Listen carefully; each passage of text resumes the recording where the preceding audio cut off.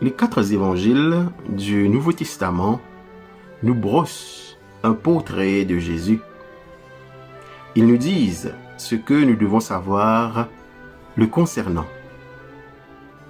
Vivre en tant que chrétien, c'est vivre de la vie de Jésus. En examinant ce qu'il était lorsque ses pieds foulaient le sol de notre terre, nous pouvons savoir ce qu'il est aujourd'hui. Oui, nous avons bien besoin de savoir qu'il est vivant pour nous aujourd'hui. Chacun à sa manière, les évangiles rendent Jésus réel pour nous.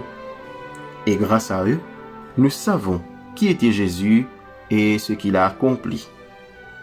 Marc, l'auteur du second évangile, selon le livre des Actes des Apôtres, était le fils d'une veuve nommée Marie.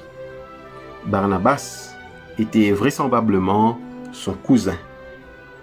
Marc a probablement écrit son évangile autour de l'an 50, en s'appuyant sur les souvenirs et les paroles de son ami Pierre et d'autres personnes.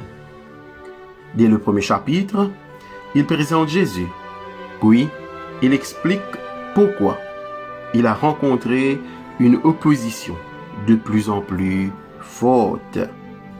Il s'évertue à souligner l'autorité de Jésus à la fois comme maître et comme faiseur de miracles. Il le montre également bien souvent à l'écart des foules et comment il consacre une partie de son temps à enseigner ses disciples, surtout sur plusieurs aspects de la vie avec lui. En ce temps de carême, je vous invite tous à vivre avec moi le Tesserakonta, qui est le mot grec pour le chiffre 40.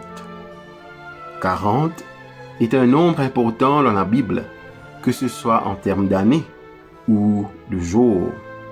Nous prendrons chaque jour quelques versets et un court extrait de cet évangile qui sera accompagné d'une petite méditation suivie d'une question pour nous aider dans notre réflexion personnelle. Et nous terminerons par une courte prière. Je vous encourage alors à garder un carnet pour que vous puissiez noter et écrire votre réflexion, vos commentaires ou vos questions supplémentaires qui surviendront lors de votre traversée du Tesserakonta. Je vous donne rendez-vous chaque jour à partir de 6h du matin sur la chaîne YouTube de la paroisse pour ce temps de méditation. Très bon carême à vous tous.